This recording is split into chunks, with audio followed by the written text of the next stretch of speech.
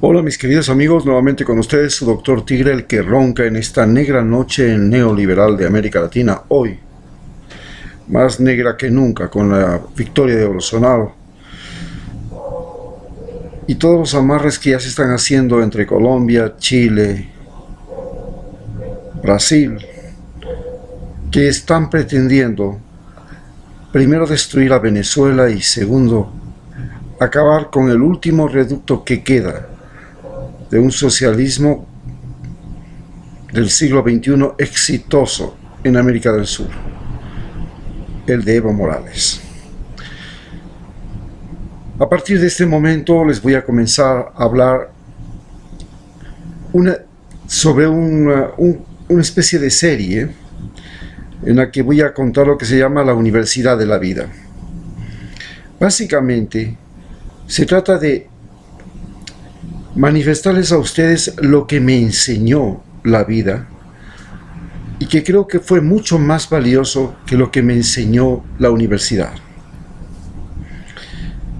Y por eso cuando yo escuchaba a los campesinos decir: doctor, usted es graduado allá en la Universidad Central, pero yo soy graduado en una universidad más valiosa que esa, la Universidad de la Vida. Yo no consideraba que eso fuera algo cierto.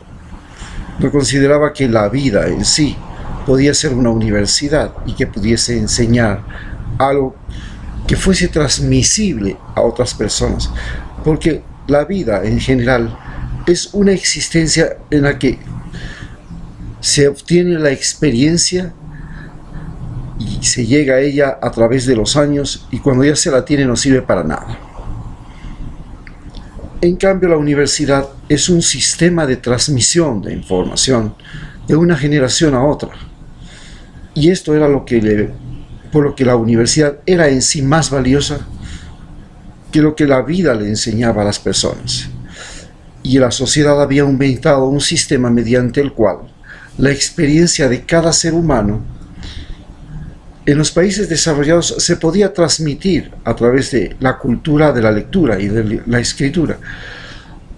Pero en los países subdesarrollados era una transmisión oral. Y al ser una transmisión oral tenía múltiples deformaciones y finalmente no era algo que realmente le sirviese a la generación subsiguiente.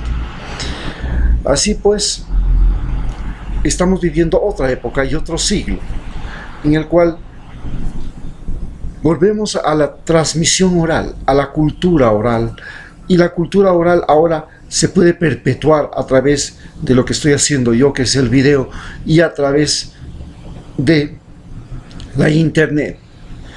Y esta cultura oral es la que yo voy a hacerles llegar a ustedes. En esta cultura oral hay algo más importante que en la cultura escrita. En la cultura escrita, las letras no tienen corazón, pero en la cultura oral, cada palabra tiene corazón. Y la diferencia en la cultura escrita es que en la cultura escrita la gente le pone el corazón a cada palabra.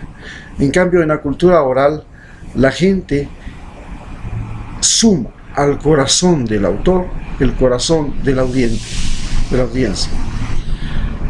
Este retorno de la cultura oral y del sistema de comunicación oral, que es el que ha primado en toda América Latina.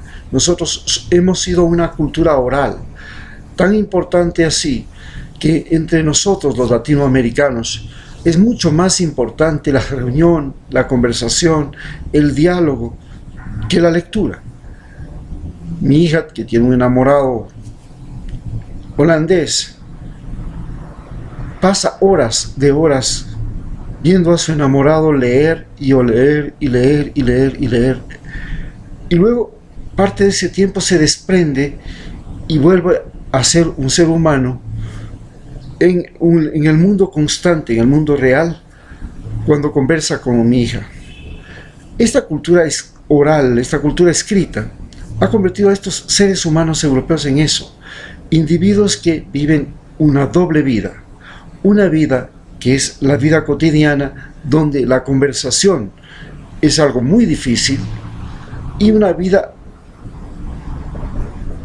de lectura, una vida de apartada, una vida que transcurre en el pasado, en el presente, en el futuro, en la abstracción, en la ciencia, etcétera, etcétera, que es muy virtuosa, que es muy valiosa y que ha servido para dominar al mundo, mientras que nosotros en América Latina continuamos con esta cultura oral. Al hablarles a ustedes de la Universidad de la Vida en este primer tema que les voy a conversar, voy a hablarles acerca de lo que es o lo que fue el país que recibió Rafael Correa.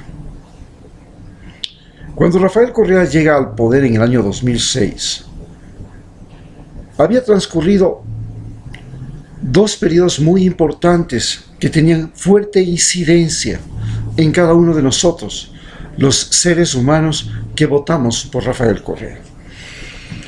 El primero era una época petrolera en la que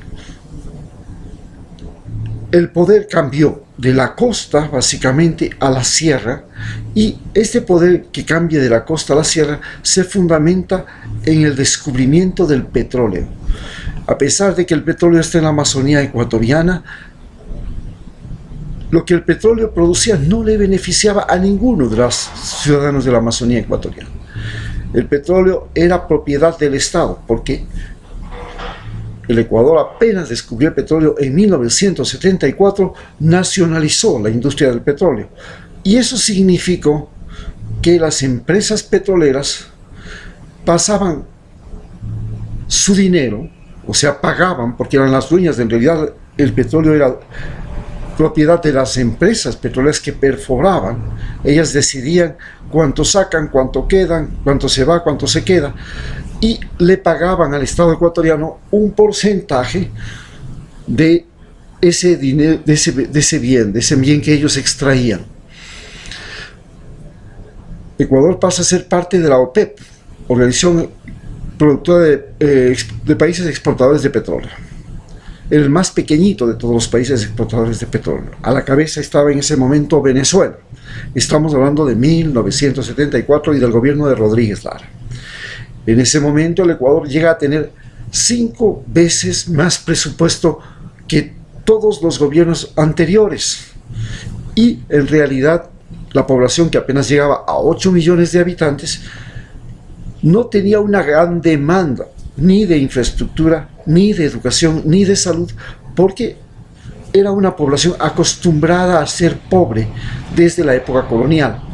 En ese momento no tenían ni siquiera el voto los analfabetos.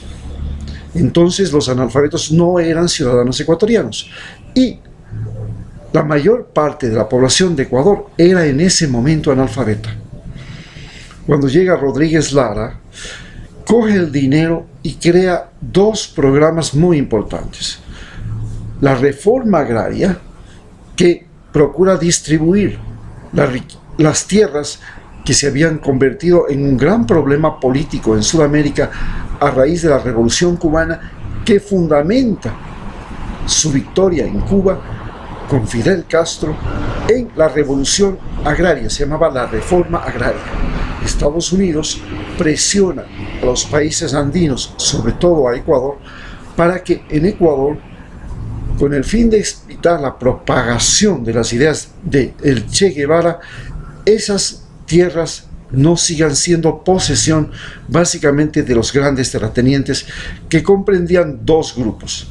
El famoso grupo de los grandes hacendados, que eran en la sierra, fundamentalmente dedicados al cultivo de la papa, la ganadería y la lechería, dejando los cultivos más de granos y cereales fundamentalmente a los indígenas, y en la costa el cultivo del banano, porque habíamos ya entrado a ser parte de los países exportadores de banano, porque en 1948 llegó la United Fruit y se quedó hasta 1968. La United Fruit estuvo básicamente en Esmeraldas y en la provincia del Oro, en Esmeraldas con la United Fruit y en la provincia del Oro básicamente con una comercializadora que se llamaba Standard Fruit. Bien, cuando se va Standard Fruit y United Fruit, queda en manos de uno de sus empleados, Noboa, todos estos grandes cultivos, Noboa los utiliza, llega a ser el más grande exportador de banano del mundo, la famosa bonita banana, y comienza a poner gobiernos en el Ecuador. Gobiernos de tipo populista. Primero amparaba a Velasco Ibarra y luego a todos los que le tumbaban a Velasco Ibarra. Velasco Ibarra llegó a ser 5 veces presidente. Solamente una vez terminó su mandato. Cuando ya llega la época petrolera, también se llega a una reforma educativa, se crean escuelas rurales. Eran escuelitas de una aula, de una casita, un cuarto, con un techo y con bancas. Y comienza a ver lo que se llama los profesores rurales. Y también comienza la gran expansión de lo que es la medicina rural. Entonces los médicos del campo, los médicos que se gradúan en la universidad, tienen que ir todos al campo durante un año. Pero en las universidades se da lo que se llama el libre acceso a la universidad. Esta fue una conquista de Velasco Ibarra, que cogió todas las luchas de los estudiantes de Francia de mayo del 68. Él llega a ser presidente en el 69 y propone entonces el libre acceso a la universidad como conquista social. Y este libre acceso a la universidad hace que las universidades, especialmente la Universidad Central del Ecuador y la Universidad Estatal de Guayaquil, lleguen a tener 60.000 estudiantes cada una. Y el libre acceso a la universidad llegaba a producir hasta 800 y 1.200 médicos que se graduaban cada año. Estos médicos iban a trabajar en los campos.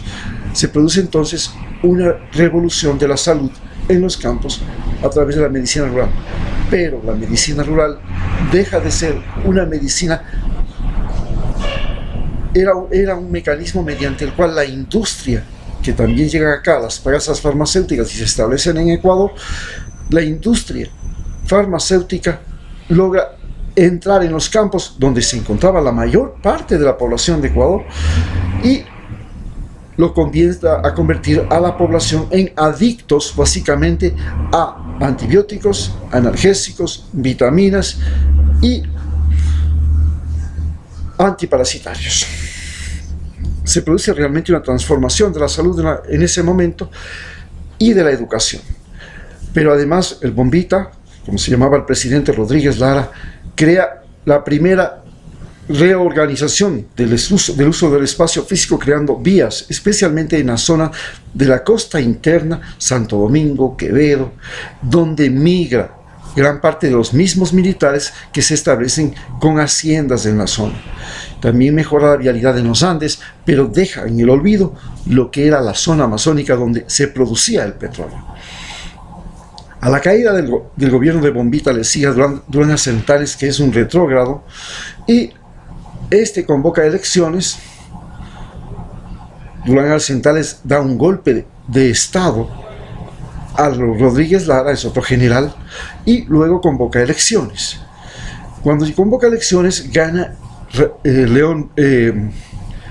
Jaime Roldós Aguilera.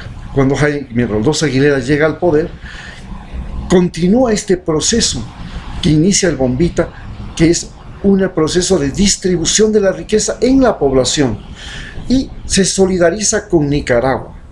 Manos sucias fuera de Nicaragua fueron sus frases célebres, y Ecuador, un país amazónico, porque enfrenta una guerra llamada la Guerra de Paquisha contra el Perú, pero muere a los 2 años en 1981, prácticamente al año de haber subido al país, 1981 y un poco más, 82, el 24 de mayo de 1981 muere y, perdón, el 24 de mayo de 1982 muere y sube Hurtado. Hurtado es un traidor, completamente otra línea, es el típico traidor de Quito.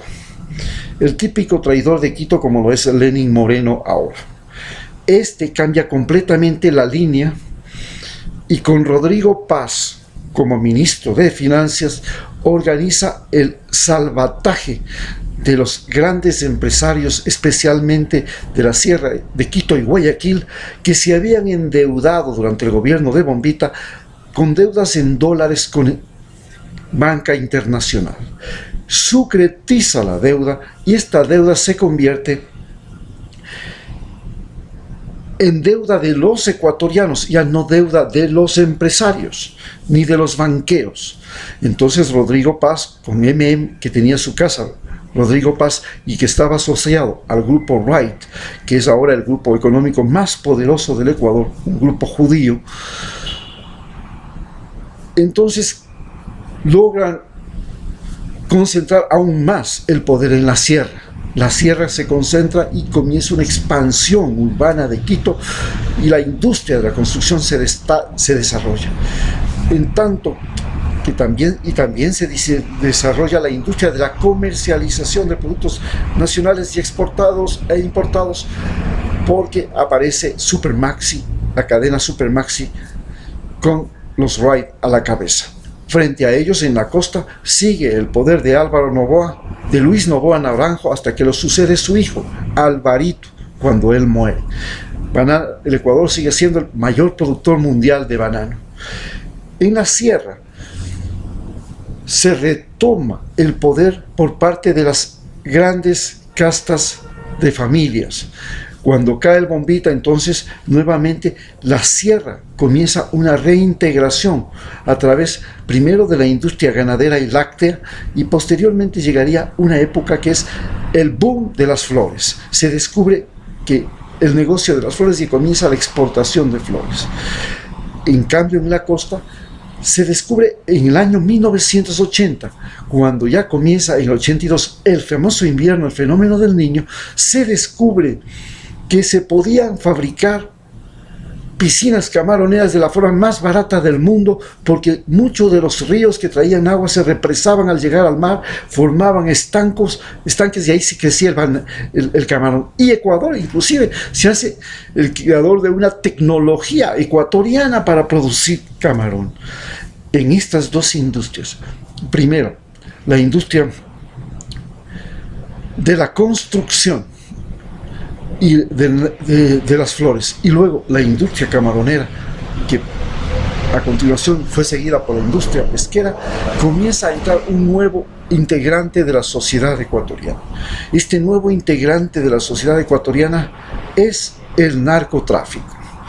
En esa época llega a sucederle, después de Osvaldo Hurtado, León Febres Cordero, surge en Loja un grupo de tráfico de cocaína que se llama el grupo de los Reyes Magos. Este grupo de los Reyes Magos, que reúne a las familias como los Loaiza, los Rodríguez, los Reyes de esa provincia, emerge desde la provincia más pobre de Ecuador, que había sufrido una terrible sequía. Estas gentes, esta pobreza absoluta en la que vive esa pobreza, hace que la gente de esa provincia migre a dos lugares, a Santo Domingo y a la provincia de Sucumbíos. Los dos se vuelven centros del narcotráfico y luego se extienden hacia la provincia de Esmeraldas. Llegan a atender inclusive un banco vinculado con los militares, con los jubilados militares, se llama el Banco de los Andes, y estos comienzan hacer narcolavado en el Ecuador. El narcolavado da florecimiento a la industria de la construcción y florecimiento a la industria camaronera. La industria camaronera se comienza a extender a lo largo de la costa ecuatoriana, llegando a copar 250.000 hectáreas, con una destrucción impresionante. Esta destrucción impresionante de manglares, pero además 150.000 familias salían todos los meses durante 15 días en el llamado aguaje a recoger con unas microredes todas las formas de vida que existían en el Océano Pacífico, haciendo un barrido de la costa ecuatoriana, la mayor matanza de especies animales del mar jamás imaginada, para conseguir solamente 4 especies de camarón, de las cuales solo 2 podían vivir en cautiverio. Hasta que llega un fenómeno, una plaga que se llama la mancha blanca, y este virus ataca a las camaroneras. Pero para ese entonces Ecuador había ya ejercitado un nuevo sistema de administración, de gobierno, en el que estos nuevos grupos de poder que emergen, que son, en primer lugar, el grupo de Quito, que es el grupo de comercialización, el grupo Wright y Paz, que se convierte en el grupo más poderoso de la capital, en tanto que en Guayaquil emerge el grupo básicamente de los banqueros. Estos grupos de los banqueros lo encabezan los Isaías, los Aspiazo, y comienzan hacen una ley que les favorece. Esta ley que les favorece, hacen una constitución en 1998, luego de la subida de Abdalá Bucaram. Abdalá Bucaram llega con un concepto fundamental para hacer gobierno, pero antes de eso hay un gobierno que es el gobierno de Sixto Durán Ballén. El gobierno de Sixto Durán Ballén es el primer gobierno en el que el narcotráfico logra tener influencia en el gobierno. Este gobierno fue el gobierno de un exalcalde de Quito, es uno de los pocos exalcaldes de Quito que llega a ser presidente, y este exalcalde de Quito va a trabajar en Bahía, construye en Bahía una ciudad hermosísima, es arquitecto, una maravilla arquitectónica, y esa ciudad es financiada esencialmente por un nuevo grupo. Hay un grupo Vera, un grupo Ruperti, un grupo más, Fernández, y todos estos comienzan a tener alguna relación directa o indirecta con Pablo Escobar y la mafia de Colombia, el cartel de Medellín. Toda esta gente comienza a transitar, lo mismo que el cartel de los Reyes Magos, a hacer circular, y Ecuador comienza a convertirse en un país de narcolavado. Llega inclusive un gobernador de Manabí, Fernández, a ser autoridad y al mismo tiempo narcotraficante. Tenía sus propias avionetas para llevar narcotráfico. Así pues surge la industria pesquera y la industria camaronera, y de ellas se comienza a producir un narcolavado. Y Ecuador se comienza a convertir en un paraíso del narcolavado. A este narcolavado se le suma una crisis bancaria generada por los bancos en 1999, luego de que Abdalá Bucaram llega al poder, y la gente vota por Abdalá Bucaram con un concepto fundamental: alguien peor no puede haber. Y bueno, si no es posible que haya alguien peor que Abdalá Bucaram, entonces votemos por Abdalá Bucaram.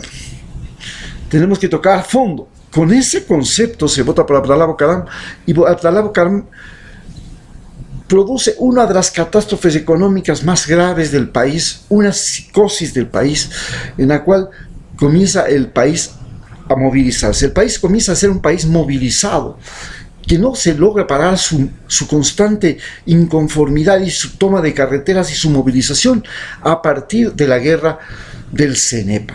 En la guerra del Cenepa todo el país quiere ir a la guerra, entonces el gobierno tiene que frenar, porque mucha gente coge su propia escopeta, su propio machete y quiere ir a matar peruanos.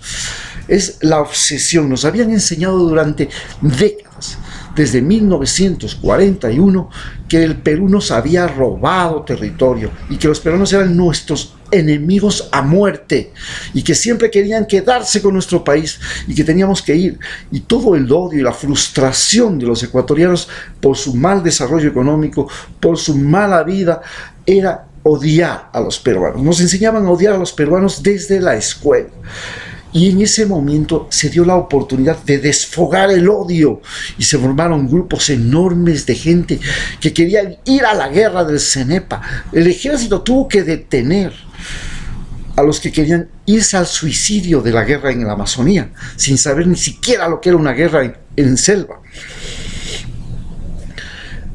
A partir de ese momento el Ecuador comienza a ser un país donde la gente ya no quería estar en la casa, quería tomarse el mundo por sus propias manos, y surge ya con anterioridad a este momento, ya en la época de Rodrigo Borja, el movimiento indígena se apropia de las carreteras y consigue territorios en la Amazonía, leyes a favor en los indígenas de la sierra, una redistribución, consiguen a través de las escuelas y de la misma iglesia, de la teología de la liberación, que se organizan y se convierten en Ecuarunari, la más poderosa organización indígena del país, y nace en la sierra.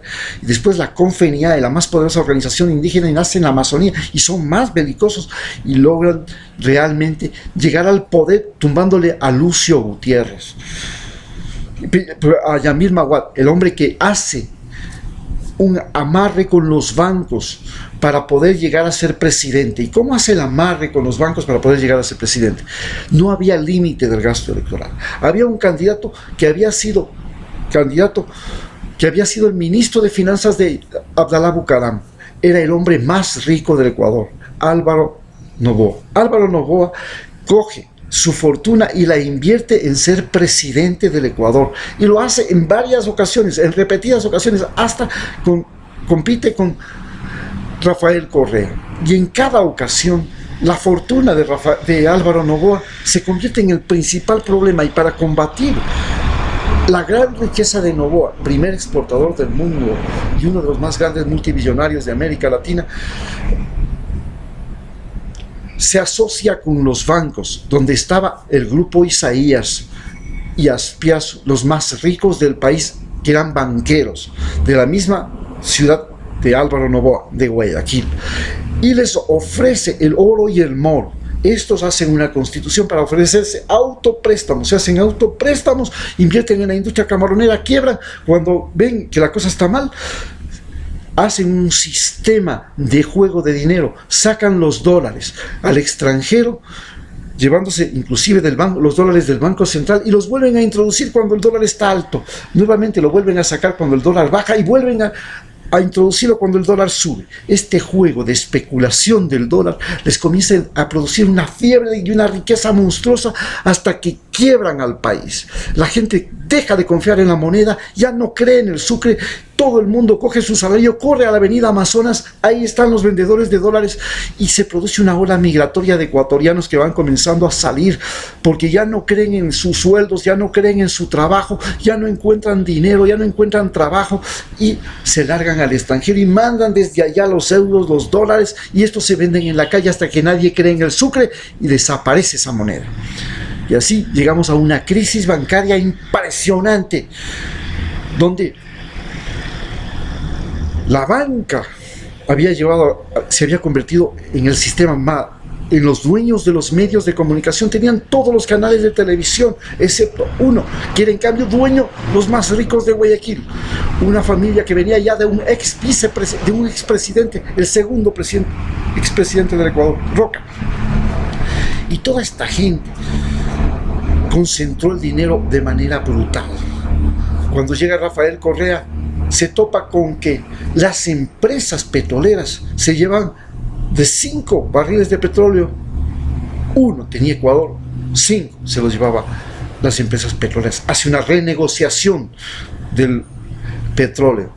Luego hace una renegociación de la deuda externa, y se descubre que en la deuda externa el Fondo Monetario Internacional, la CIA con Philip Agee, había obligado al Ecuador a un endeudamiento, y que era un pago. Este endeudamiento era una soga puesta al cuello que nos obligaba a destinar más del 60% de nuestro presupuesto solo para pagar.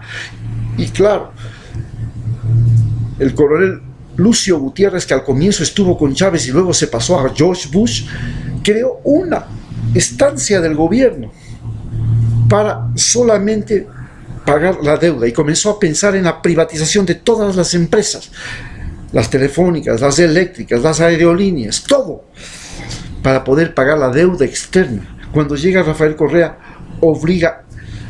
se niega a pagar la deuda externa, baja el valor de las acciones por debajo, compra esas acciones que habían estado en manos de los mismos banqueros, de los mismos terratenientes, de los mismos dueños de las haciendas, de las mismas dueñas de las bananeras, de los mismos dueños de las madereras, y les obliga a venderlo al Ecuador, las acciones con las que ellos se habían comprado a precio de gallina pestada, para después ganar de los intereses de esos bonos del Estado, les obliga a vender y así logra renegociar la deuda externa y logra tener recursos económicos a partir de renegociar los contratos petroleros, obligando a las compañías petroleras ya no a dejarnos un barril, sino a cobrar por los servicios de explotación petrolera, y obligando a todos los tenedores de deuda a venderle al Estado a precio de gallina enferma las acciones, y de esa manera el Ecuador se libra de la gran deuda externa que tenía, que se le comía el 30%, el 60% de su presupuesto. Es así como Rafael Correa recibe el Ecuador, y es así que empezamos nuestra historia de lo que me enseñó la vida, la Universidad de la Vida. Muchas gracias.